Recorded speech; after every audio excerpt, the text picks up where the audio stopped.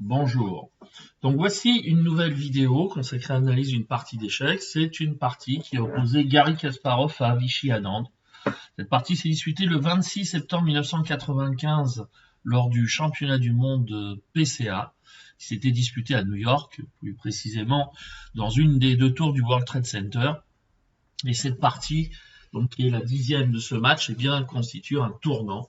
Et on peut vraiment dire un tournant dans l'histoire de ce match. Pourquoi ? Parce qu'avec ce qui s'est passé dans cette partie, le cours du match a été complètement renversé. Alors qu'est-ce qui se passait dans cette rencontre, qui était prévue d'ailleurs en 20 parties? Eh bien, dans les 8 premières parties, Kasparov et Anand n'avaient fait que des matchs nuls.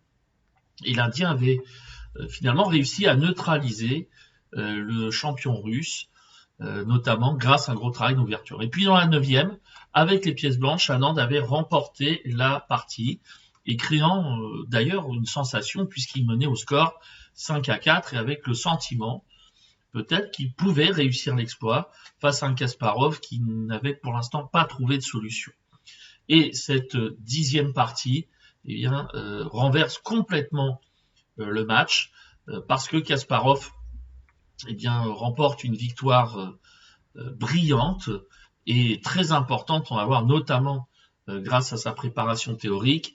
Et cette victoire va avoir un effet décisif puisque Anand ensuite s'effondre totalement. Il perd 4 parties sur les 5 rencontres qui ont suivi sa victoire dans la 9e, donc y compris cette partie-là. Et du coup, eh bien, en fait, Anand qui menait 5-4 n'a plus marqué que 2 points et demi dans ce match, alors que Kasparov, lui, en a marqué 6,5, 4 victoires et 5 nuls pour Kasparov. Donc, on va revenir sur l'analyse de cette partie qui est assez connue. Kasparov a les blancs et joue E4.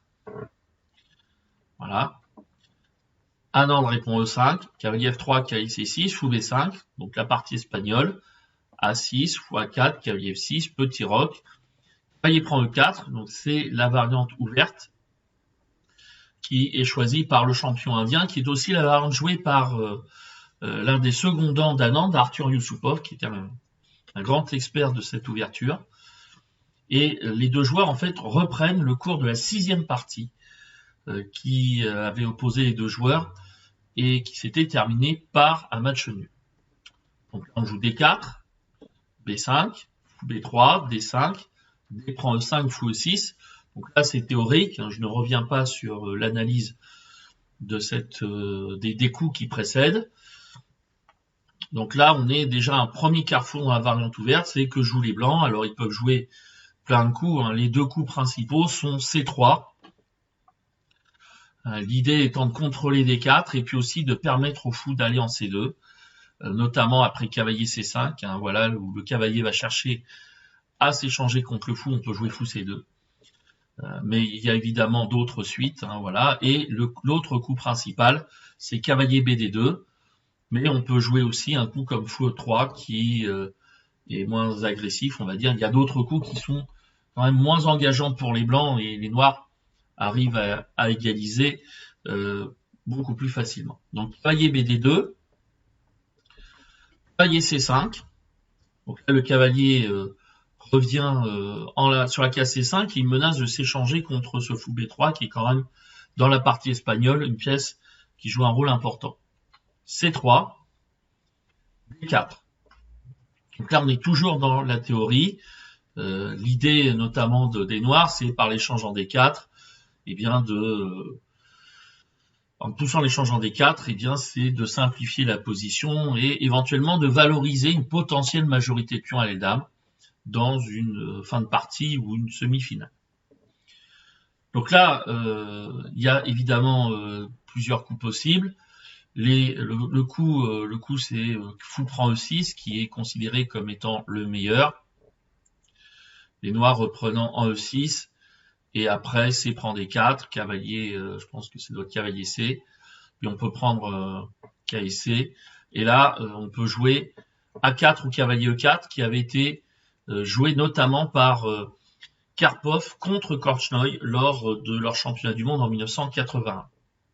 Et Mais Kasparov joue un autre coup, qui a d'ailleurs été joué par Karpov contre Korchnoi, mais c'était pour le match de 1978, c'est cavalier G5.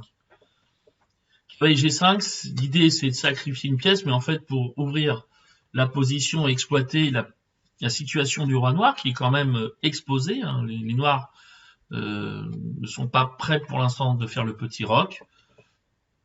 Et cette suite avait quand même suscité quelques inquiétudes, mais depuis, on a démontré que ce coup qui sacrifie une pièce après dame prend G5, dame F3, en fait, peut se neutraliser par grand roc, fou prend, cavalier F prend, dame prend C6, dame prend E5, et les noirs s'en sortent, arrivent à égaliser dans cette position, même en sacrifiant une pièce pour des pions, mais en fait, les pièces blanches n'ont pas tellement de cases pour s'exprimer. Mais Korchnoi, d'ailleurs, lorsqu'il avait eu à faire ça, a joué D prend C3, qui est considéré comme étant le plus sûr. Cavalier prend, F prend, B prend C3. Et ici, le coup aujourd'hui qu'on jouerait, c'est serait d'échanger, mais en fait, on s'aperçoit que il vaut mieux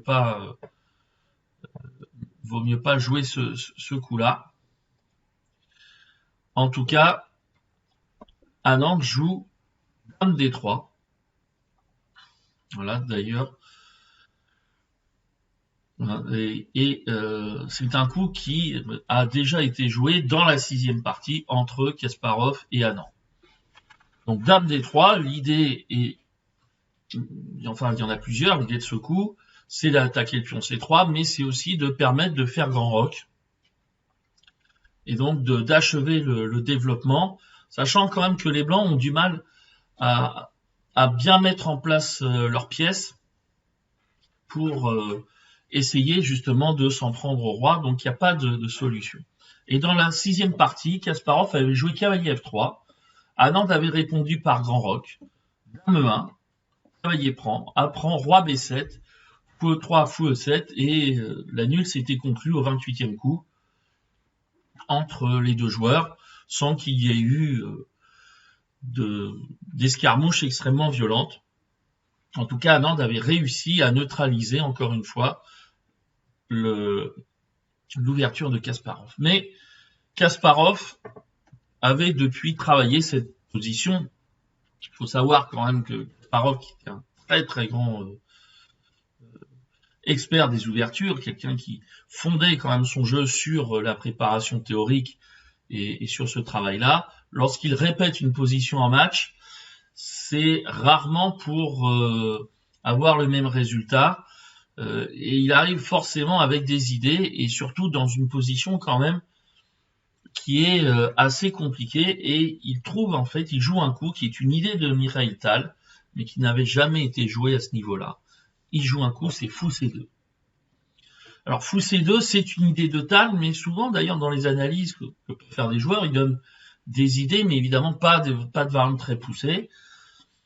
Et là, l'idée de Kasparov, c'est en attaquant la dame, c'est d'essayer d'attaquer le roi, y compris en sacrifiant la tour en A1. Et en fait, c'est de profiter de l'exposition du roi noir et de gagner du temps pour à la fois replacer les pièces et accélérer le développement. Anand n'est pas surpris par ce coup. Sinon, il aurait pris plus de 4 minutes pour prendre en C3. Alors, à noter que une autre réplique pourrait être dame D5, mais les blancs pourraient continuer par A4, B prend A4, dame E2, et sur cavalier, sur dame prend E5, il y a dame F3, dame D5, cavalier E4. Alors attention, on ne prend pas en E4 avec le cavalier parce qu'il y a fou prend. Et vous voyez ici qu'il y a un vis-à-vis, il y a un vis-à-vis qui est quand même très dangereux. Donc les noirs font grand roc parce qu'il faut. Et là, on joue dame E2 avec l'idée de jouer cavalier prend C5, dame prend A6, cavalier B8, cavalier prend, fou E4, dame D6, fou G5, tour D8 et tour A B1. Et vous voyez ici que les pièces blanches quand même ont une très forte attaque. Il peut y avoir comme menace, par exemple, dame B2 ou de jouer dame B3, enfin dame F3, ou possiblement, par exemple, des idées qui peuvent être comme tour prend B8 et dame prend A6, évidemment, dans une autre position que celle-là. Mais en tout cas, il y a une grosse attaque. On peut préparer d'ailleurs cette idée par tour FD1. Donc là, il y a une très forte initiative pour les blancs. Et c'est évidemment pas le genre de position qu'Anand veut jouer contre Kasparov. Donc on va revenir à dame D5. Hein, on joue A4, on prend, on joue dame E2, donc on sacrifie quand même. Cavalier prend, cavalier E4, fou E7, cavalier prend, dame prend, parce que sur fou prend C5, il y a fou E4. Fou prend A4, échec. T6, fou A3, dame prend C3. Et ici, on peut jouer fou B2 et on gagne tout simplement le cavalier E5 par une attaque en enfilade. Donc, c'est évidemment l'une des idées. Donc, dame prend C3, paraît logique. Et là, ici, vient le coup à tempo, parce que Kasparov joue à tempo, cavalier B3. Et c'est à ce moment-là qu'Anand s'aperçoit que quelque chose ne va pas. Il réfléchit pendant 45 minutes à jouer son coup, le coup suivant. C'est peut-être à ce moment-là qu'il s'aperçoit que dans ses analyses, eh bien, il y a quelque chose qui ne va pas. Cette analyse, c'est le sacrifice de la tour. Alors, quand même, à part prendre en B3, on va voir qu'il y a d'autres suites, et une autre suite qui a été jouée 9 ans plus tard, par le grand maître Mamediarov face à Naiditch au tournoi de Pamplune. Mamediarov, qui visiblement n'avait pas peur de l'image que donnait cette variante, elle jouait tour D8, fou D2, dame prend E5, tour E1, dame D5, dame G4, cavalier D4, cavalier prend C5, fou prend C5. Et donc là, on voit quand même que les noirs ont un problème avec leur roi. Et Naiditch avait pris en G7, F8, fou prend H7. Là, on a vraiment le sentiment que le roi noir va avoir de grosses difficultés. F7, dame G6, roi D8, fou H6. Et là, ça semble quand même compliqué parce que il peut y avoir tout simplement une menace. La menace, ça peut être après tour E8, ça peut être peut-être tout simplement fou G5 ou tour D1. Enfin, il va se passer des choses qui vont pas être très très belles. Eh bien, Mamediarov avait trouvé la ressource, cavalier F3 échec, qui force la nulle. Après, G prend, dame prend. Donc là, il y a une menace, c'est fou prend F2. Dame G5 échec, roi C8, dame prend C5. Et là, après dame G4 échec, il annule par répétition. Hein, les bancs ne peuvent pas échapper à l'échec perpétuel. Sur roi H1, il y a dame F3. Sur roi F1, il y a dame H3. Et si on va en E2, on retourne tout simplement en D3. Hein, voilà. Attention quand même aux mauvaises surprises si on veut s'enfuir. Pardon, c'est pas dame D3, c'est dame F3. C'est même moi qui fais les mauvaises surprises. Mais de toute façon, le roi ne pouvant pas aller sur la colonne D, eh bien, ça finit par échec perpétuel. Hein, on finit comme ça. Et puis voilà. Et ça fait nul. Donc Naiditch s'était fait surprendre et en fait en passant la position sur l'ordinateur, celui-ci trouve un petit coup qui évidemment est plus facilement compréhensible au vu de la variante précédente, c'est fou E4. En fait un coup qui a plusieurs fonctions. D'abord la fonction c'est de chasser la dame de la case D5 où elle était bien placée et la deuxième c'est de contrôler F3, donc d'empêcher les suites à base de cavalier F3. Après dame D6, dame prend G7, tour F8, et bien ici on peut jouer dame prend H7, tour D7, dame G6, tour DF7, fou H6, et là il n'y a plus cavalier F3 échec. Et on constate aussi que les blancs vont gagner la qualité avec fou prend F8, puisque bon, il peut y avoir tour H8, mais de toute façon la tour F7 est clouée.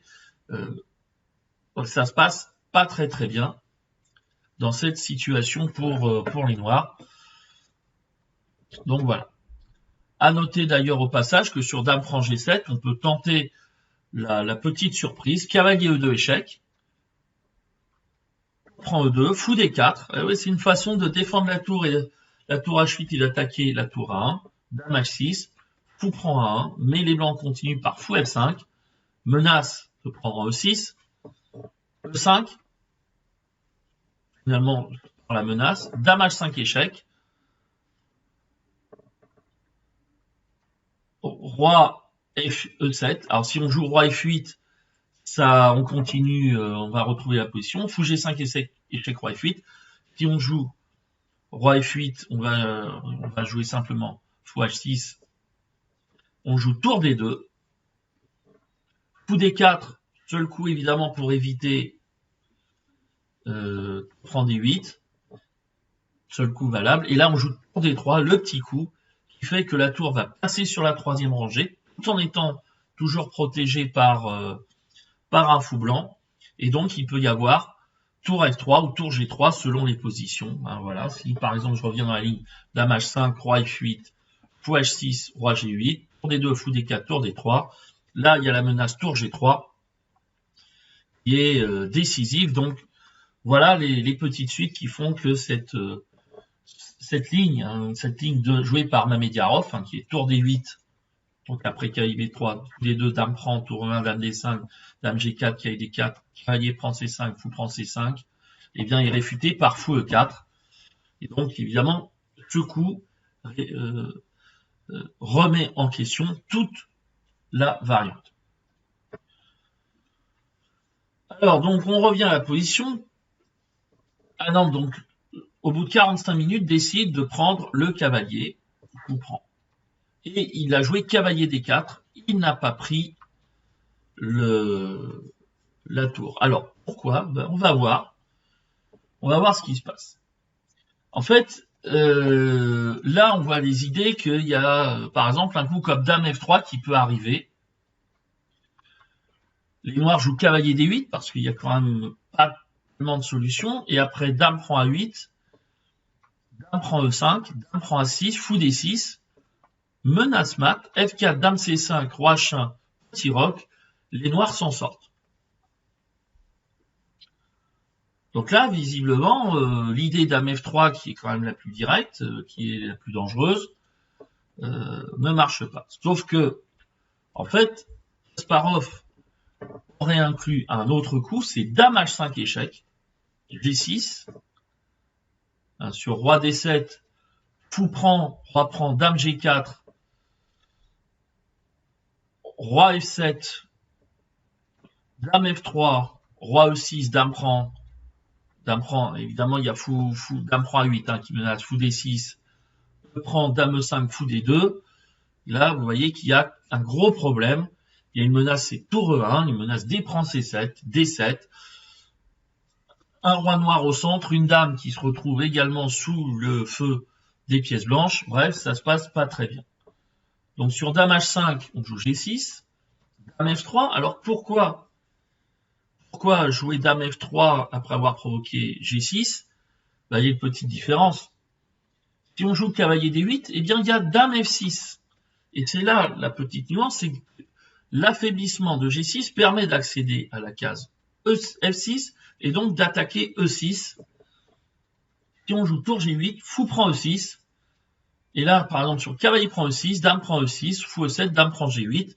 Et on va faire la razzia en gagnant l'autre tour et on reste avec une pièce de plus. Donc sur fou prend E6, il vaut mieux jouer fou E7. Mais comment on continue? Bah par fou D7 échec, roi prend, 6 échec. Sur roi C8, on prend en E7. Et ça n'arrange pas beaucoup la situation. Cavalier prend E6 et dame prend A1, parce que c'est aussi l'autre idée. Le pion E5 avance, découvre l'attaque de la dame sur l'autre, et on se retrouve avec un avantage matériel. Tour cavalier et pion ne suffisent pas au noir pour compenser la dame, sans compter évidemment la position du roi noir, donc l'exposition des pièces adverses. Donc voilà quelques lignes qui sont indiqués. Je vous laisse évidemment en chercher d'autres, mais c'est l'idée de cette suite. Il y a sans doute d'autres possibilités qu'ont les blancs, mais celle-là paraît également très forçante. Kasparov en donne même une autre, hein, après dame prend un dame h5 g6, dame f3. Alors sur grand roc, dame prend e6, dame prend e5, dame prend a6, roi b8, et on joue fou e3. Et là, ça sent pas très bon non plus, hein, pour les noirs, avec par exemple sur donc menace fou a7, hein. On l'a bien compris, mais c'est menace aussi fou prend e6, menace sur c5 dame b6, fou prend e6. Bref, ça va pas. Donc sur dame f3, cavalier d8, on donne aussi comme ligne pour d1, hein, voilà, et après dame prend e5, et bien on peut jouer fou f4. Et c'est peut-être moins convaincant, quoique les lignes, je pense, doivent être très bonnes. Donc le sacrifice de la tour, ici, ne marche pas. Donc Anand, tout simplement, a réfléchi à toutes ces lignes-là et il s'aperçoit que ça ne marche pas, il joue cavalier d4. Maintenant, il menace quand même dame prend a1. Dame g4. Il renouvelle le sacrifice, et oui, il aurait pu jouer le fou en d2 par exemple. Kasparov continue par dame g4. Sur cavalier prend b3, dame prend e6, fou e7, fou g5. Là, c'est clair, le roi noir ne peut pas roquer. Il y a une menace de mat en e7 et on va récupérer tout simplement du matériel. On va être obligé de jouer dame c5. Et après a prend b3, eh bien, la position noire est perdue parce que de toute manière, les noirs ne peuvent pas roquer, sinon ils perdent le fou en e7. Donc là, c'est quand même désespéré. Donc, Anand prend la tour, fou prend e6. Donc là, on ne prend pas en e6, comme on l'a vu, parce qu'il y a cette suite-là qu'on a évoquée, hein, dame prend et fou g5. Et là, on ne peut pas roquer. Je rappelle qu'on ne peut pas roquer. Et que la menace de mat, c'est dame prend e7. Donc le roi noir va devoir s'en aller. En d8, il y a fou prend e7, hein, donc c'est fini. Si on joue dame c3, on joue fou d7, roi f7, fou e3, fou c5, hein, sur c5, on joue fou prend d4, et attention, il y a menace dame e6 mat. Donc dame c4, e6, roi g8, e7, et puis là on menace fou prend e6, fou e6 échec. Donc on joue fou c5, tour d1, vous voyez, on attaque d4 pour pouvoir aller jouer en e6, cavalier e2 échec, on détourne, sur dame prend e2, fou prend e3, c'est pas mauvais, mais c'est encore plus fort de jouer roi h1, parce qu'on renouvelle la menace, fou prend e3, dame e6, roi f8, dame f5, roi e7, et fou e6, et on menace, tour d7, dame f7. Donc ici, évidemment, c'est foutu. Donc Anand trouve la meilleure défense, c'est tour d8.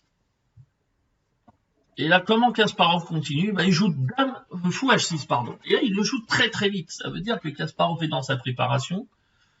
Et là, ici, il menace de jouer fou prend g7.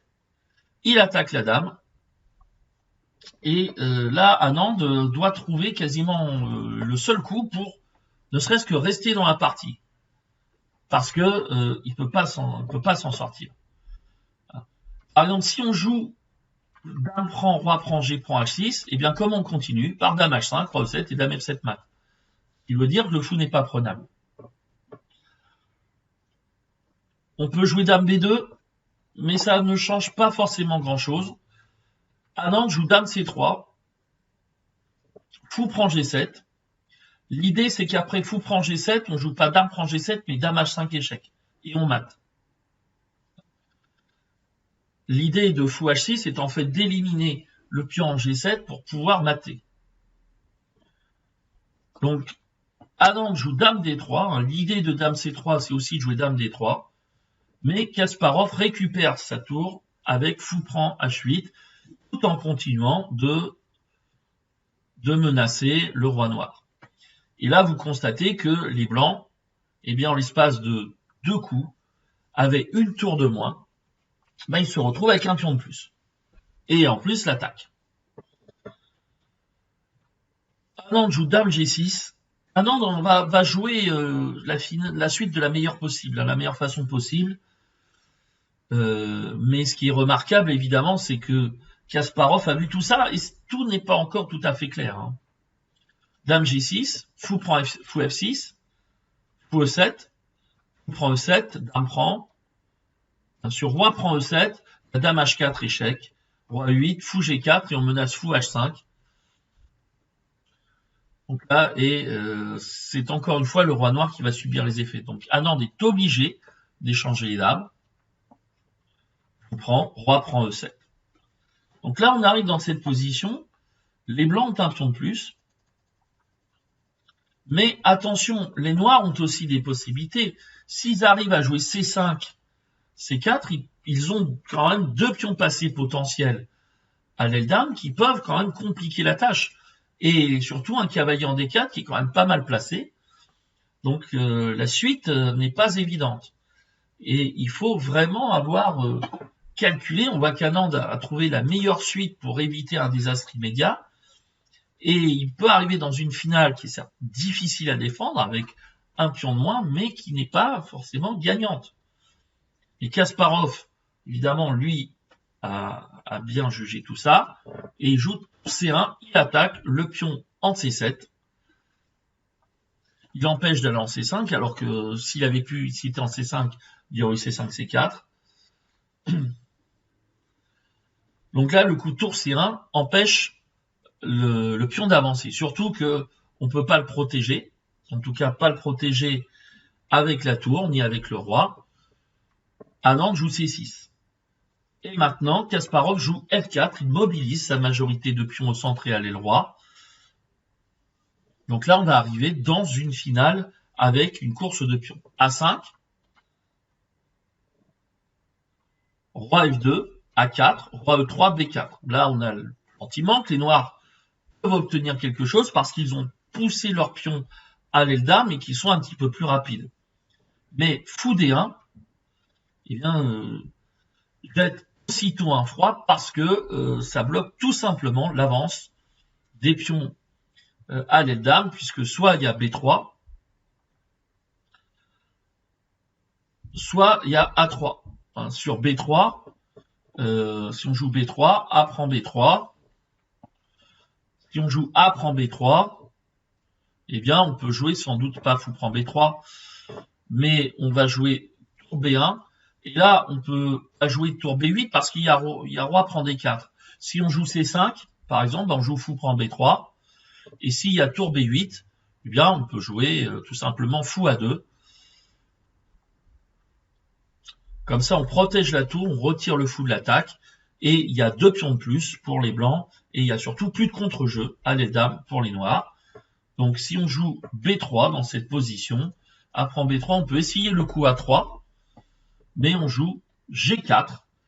Parce que finalement, eh bien, le pion A va être stoppé. Va être stoppé par la tour. Et faut pas oublier que les noirs ont aussi un problème, c'est avec leur cavalier qui est défendu par la tour et sinon il doit s'en aller. On ne peut pas jouer C5 parce que sur C5 tour prend C5 à 2, on joue tour A5. Donc là, Anand joue A3, mais évidemment A3, ça empêche évidemment la possibilité de créer un pion passé facilement. Hein, c'est la case B3 qui maintenant est vissée par les blancs. Et Kasparov peut avancer ses pions. 4, tour D5, tour C4. On attaque le cavalier et le pion. Donc on joue C5. Alors on peut essayer cavalier F5, G prend, tour prend D1, F6, roi D7, tour prend B4. Et on n'arrive pas à grand chose si ce n'est que le pion A3 va jamais à dame, quoi. Si on joue tour A1, on peut jouer tour A4, tour prend A2, roi E4. tour prend H2, mais on joue tour prend A3. Si on joue tour A1, par exemple, on peut jouer roi F5, par exemple, hein, et puis on peut jouer tour A7 et F7, et on va pousser les pions à dame, et le pion ne va jamais faire dame, même pour gagner la tour, parce qu'il n'y a plus d'échec que peut donner la tour pour les noirs. Un échec qui permettrait de gagner le temps nécessaire pour jouer à 2 à 1 dame. Donc tour C4, les noirs jouent C5, logique. Roi E4, tour D8, prendre C5, maintenant on a 2 pions de plus. Alors on peut tenter un coup, et B3, à savoir, comme ça on débloque le pion A3, roi A8, oui, mais on joue tour C7, roi F8, tour C1, et voilà, le pion est bloqué, évidemment les pions supplémentaires font la différence. Donc sur tour prend C5, cavalier E6, tour D5, tour C8, F5, C4 échec, roi E3, cavalier C5, G5, les pions blancs avancent en bon ordre, C1, et tour D6. Et dans cette position, eh bien, Anand a préféré abandonner parce qu'il y avait comme menace de jouer G6 par exemple, qui exploite le pion passé ou suivi ou pas par H4. En tout cas, les noirs ne peuvent plus rien faire. Alors, évidemment, on pourrait voir comme suite B3, hein, A prend, cavalier prend, C prend, A2, oui. C'est quoi la suite? Qu'est-ce qui se passe? Est-ce qu'on est obligé de le faire? Est-ce qu'on est obligé de faire ça? Eh bien, sans doute pas. Parce qu'il y a autre chose. Il y a F6 échec. Alors, si on joue roi F8, eh bien, on va jouer fou H5 et là, on menace de mat en D8. C'est aussi la petite pointe. Voilà, l'idée que j'avais donnée échoue. Anand n'a même pas voulu l'essayer. Et comme il y a la menace, le pion F6 en fait empêche le roi noir de fuir par les cases noires. Eh bien, c'est fini, il y a mat, tout simplement. Donc, dans cette position, sur tour D6, donc, Anand a préféré abandonner.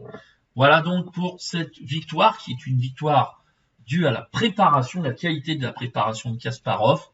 Une victoire qui lui a permis d'égaliser dans la foulée après sa défaite de la 9e partie. Anand ne s'en est pas remis, d'autant plus que Kasparov a eu aussi le petit plus psychologique, c'est de changer de variante sur la sicilienne dans la 11e partie. Il avait joué la Najdorf et il avait été plutôt malmené. Bien là, il avait choisi Avarn du Dragon.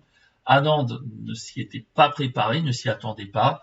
Il a complètement explosé psychologiquement. Il a même reconnu après la partie, et Kasparov a finalement remporté ce match par 3 points d'écart.